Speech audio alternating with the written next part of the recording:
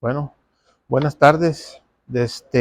Hoy venimos con otro eh, palabra de hombres comunes y corrientes.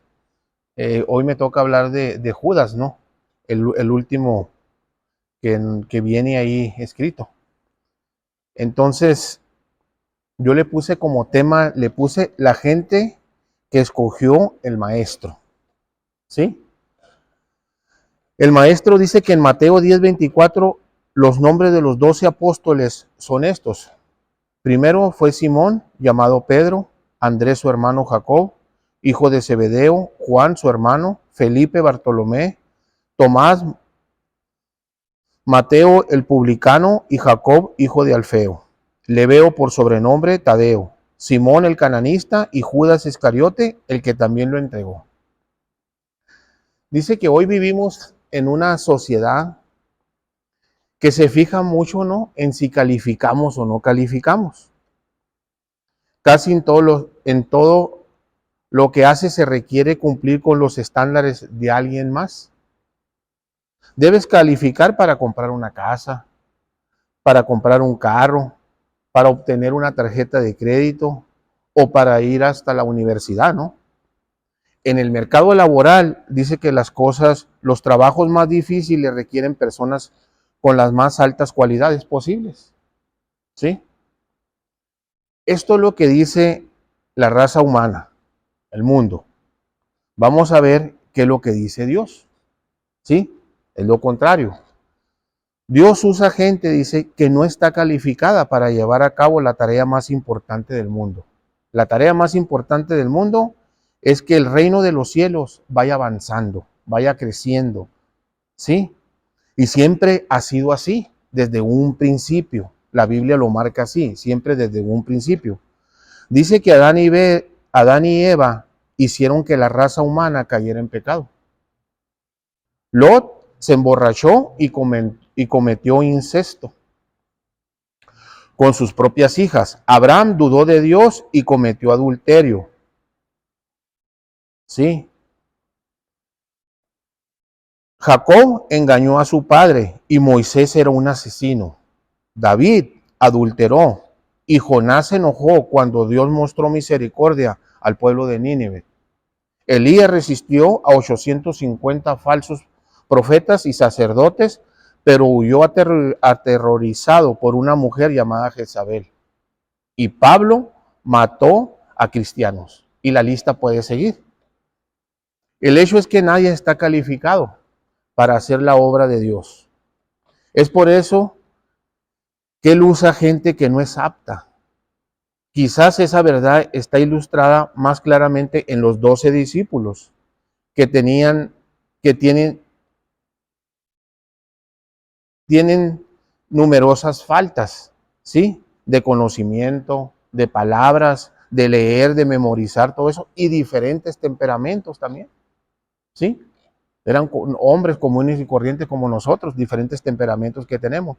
Hoy le llaman, por ejemplo, el temperamento sanguíneo.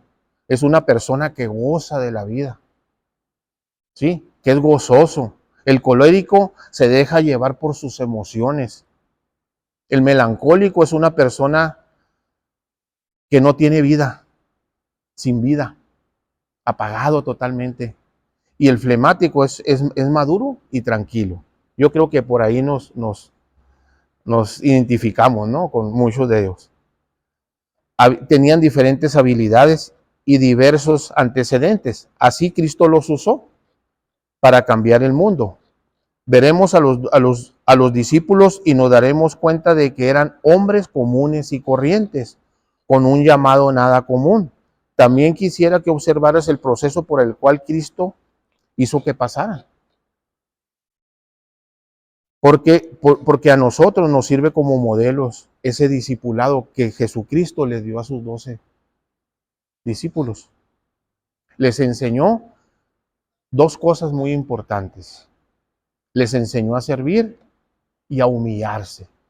Eso es lo que les enseñó. Muchos de esos puntos. Yo le pido siempre a Dios que seamos desafiados por estos por estos puntos fuertes y animados por la manera en que Dios los usó, a pesar de sus debilidades y fracasos. Dice que Él te usará a ti y me usará a mí también, a medida que continuemos dándole la vida a Él. Cuando nosotros le entregamos la vida a Él, recibimos la bendición, recibimos la herencia que Dios le dio a Jesucristo.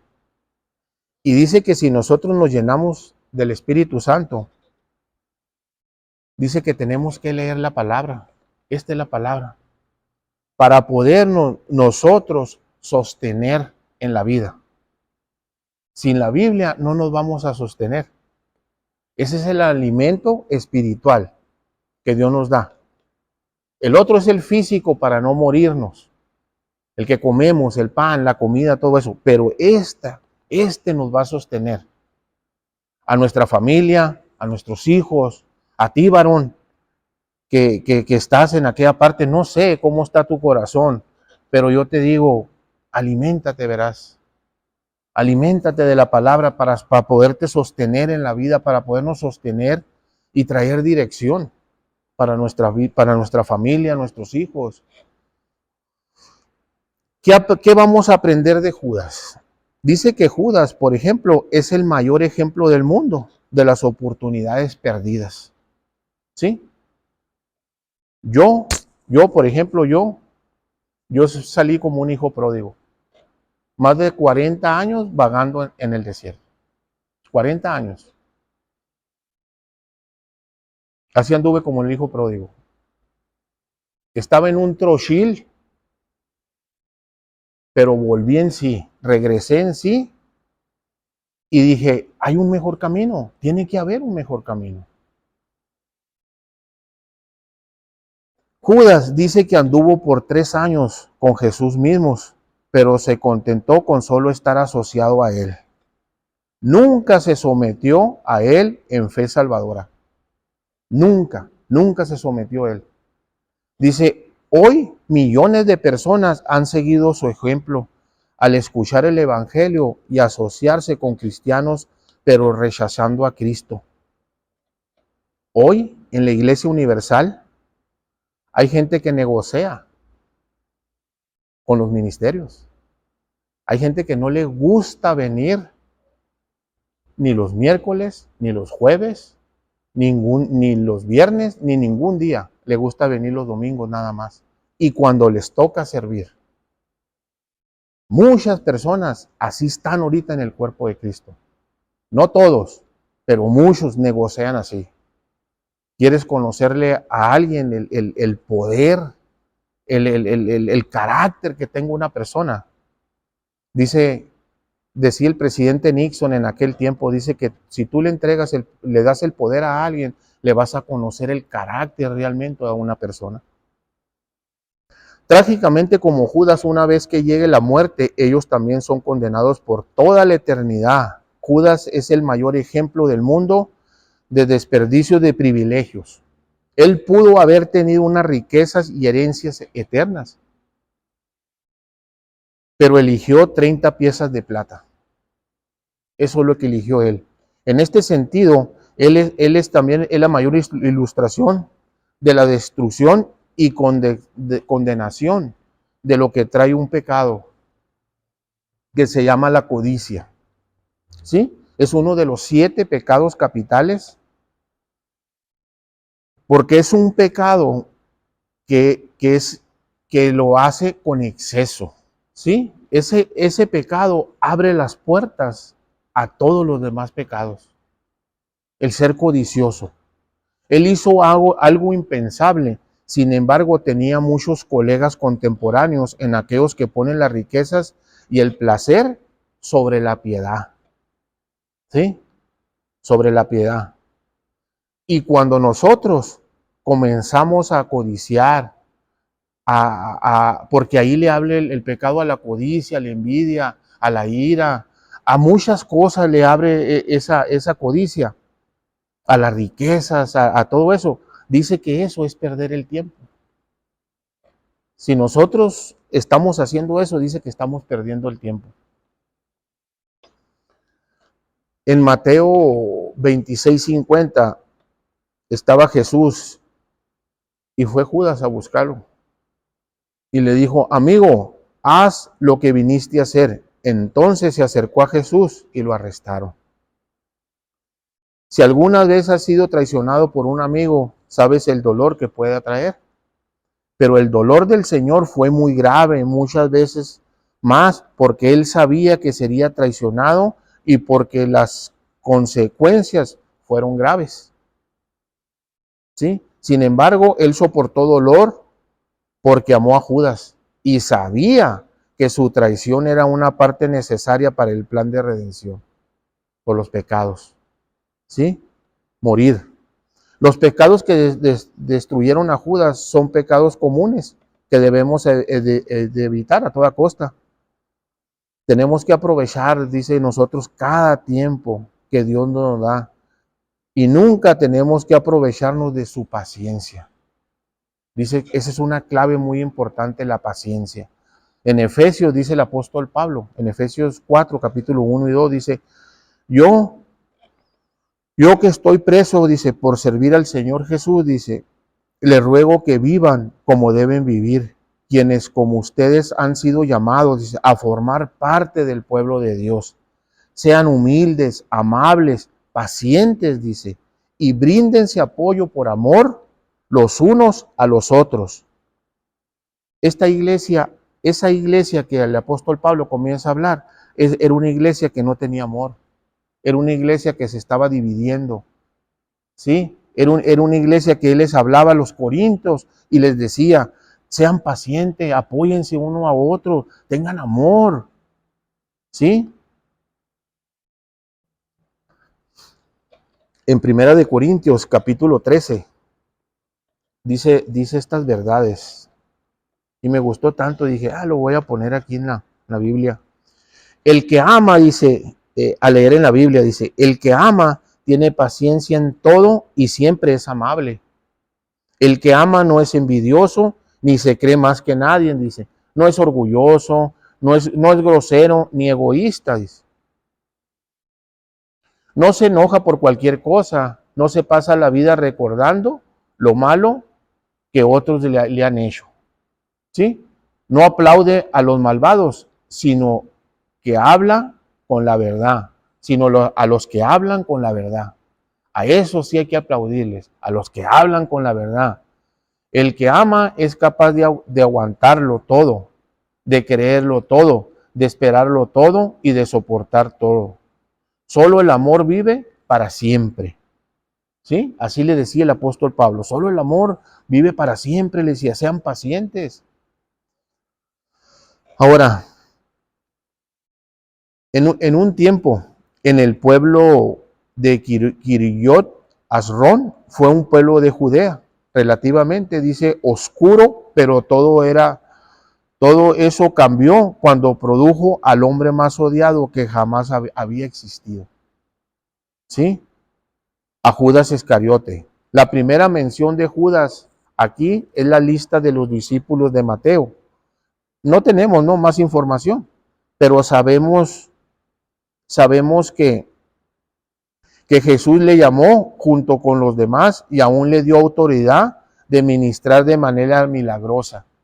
Dice en Mateo capítulo 10, versículo 1, dice, entonces llamó a los 12 discípulos y les dio autoridad sobre los espíritus inmundos para echarlos fuera y para sanar toda enfermedad y toda dolencia.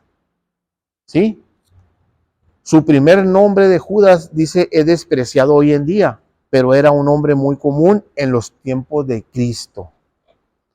Es la forma griega de Judá, la tierra del pueblo de Dios. Iscariote literalmente significa hombre de la ciudad de Kiriyot. La gente comúnmente pregunta, ¿por qué Jesús escogería a tal hombre para ser su discípulo? ¿Por qué Jesús lo escogería, no? No sabía cómo iba a resultar las cosas. ¿Sabría Jesús? Jesús sí lo sabía. Sí lo sabía lo que iba a pasar. Y eso es precisamente por qué eligió. En el Antiguo Testamento dice que el Mesías sería traicionado por un amigo, una familia, por 30 piezas de plata. Y Jesús sabía que Judas era ese hombre. En Juan capítulo 17, versículo 12, son palabras de Juan y dice, mientras yo estaba con ellos, dice, los cuidé con el poder que me diste. Dios le dio un poder a Jesucristo y le dijo, o el poder que me diste, y ninguno dejó de confiar en mí. Ninguno, dice. El único que no creyó en mí fue Judas. Así que se cumplió lo que decía la Biblia. ¿Sí? Todo el que no cree va derechito a ahorcarse. Como Judas. Derechito. Algunas personas sienten lástima por Judas, pensando que simplemente se equivocó o que fue usado como una especie de peón. ¿Sí? Un peón, pues es una persona, es un obrero, ¿no? De baja categoría, sin especialidad. ¿Sí? Esa persona no tenía especialidad, era una persona que trabajaba en el campo, que las fuerzas de esa persona, el trabajo de esa persona era con la fuerza, ¿no? Y en aquel tiempo, pues era de bajos recursos, de categoría, pero hoy en día yo creo que hay muchos obreros que realmente sí han alcanzado eso, buscar las cosas buenas, ¿no? Para seguir prosperando. Pero Judas dice, hizo lo que hizo por elección. Jesús le dio muchas oportunidades de arrepentirse, pero se negó. Cuando nosotros no nos arrepentimos, entramos en un campo donde somos una presa fácil para Satanás. Si no nos arrepentimos, tarde o temprano nos va a agarrar Satanás.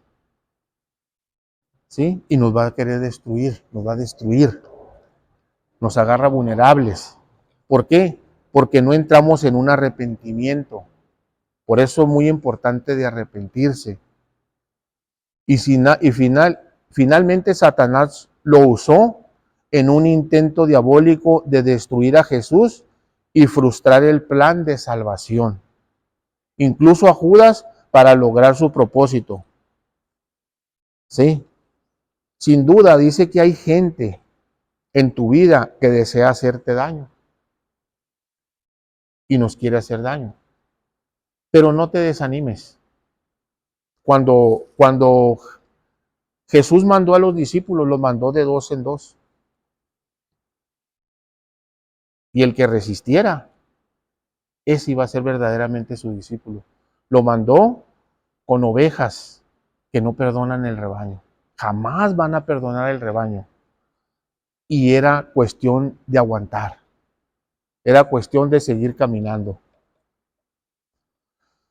Cuando más nos acercamos a Dios, más vamos a tener ataques de Satanás y de muchas personas, a veces hasta de nuestra propia familia, ¿no? Pero les digo una cosa, ellos también son parte del plan de Dios.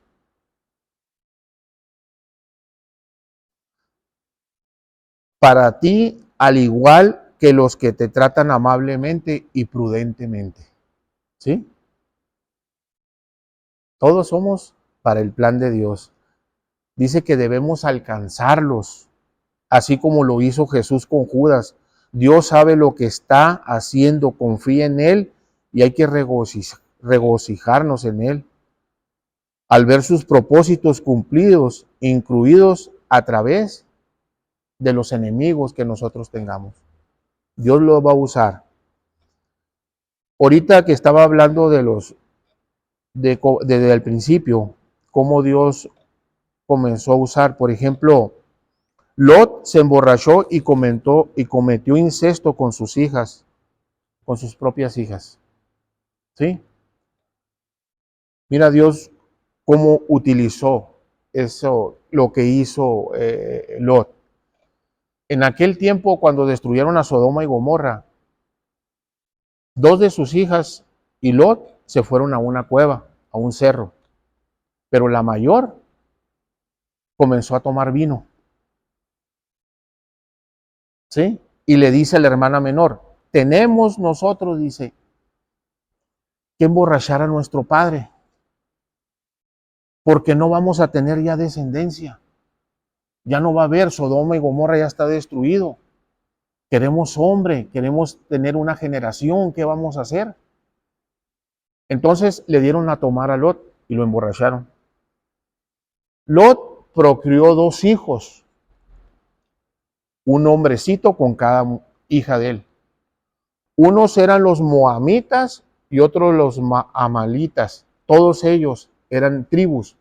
Cuando ellos estaba el pueblo de Israel y cada vez que el pueblo salía a la tierra prometida, esas 2 tribus iban y metían presión para que no salieran, los oprimían, les ponían trabajos muy difíciles al pueblo de Israel para que avanzara. De los moamitas salió la tatarabuela, bisabuela del rey David, y de ahí salió el linaje. Dice que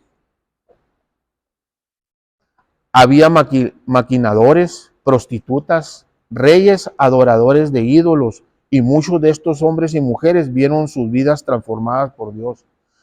Y debido a sus acciones y milagros, se les dio un lugar de honor en el linaje de Cristo. De ahí salió el Mesías. Dios siempre utiliza lo mejor, ¿sí? Aunque él era lo que tenía que sacar de ese linaje, lo sacó al Mesías. En aquel tiempo le decía al pueblo de Judá, díganle al pueblo que se arrepienta, que no se casen con jovencitas, que no abandonen a su mujer, porque yo quiero sacar al Mesías de ahí. Entonces, es muy importante el arrepentimiento para no ser presa fácil de Satanás. Tenemos que arrepentirnos todos, la regamos de una manera u otra. Siempre en nuestra vida va a haber algo que nos va a estorbar, que no va a querer que caminemos. Pero yo sé que buscando a Dios y sostenernos con esta palabra, yo creo que vamos a caminar y vamos a llegar lejos como familias, como hijos de Dios. Y hoy creo que hoy terminamos. Y muchas gracias, varones. Que Dios los bendiga.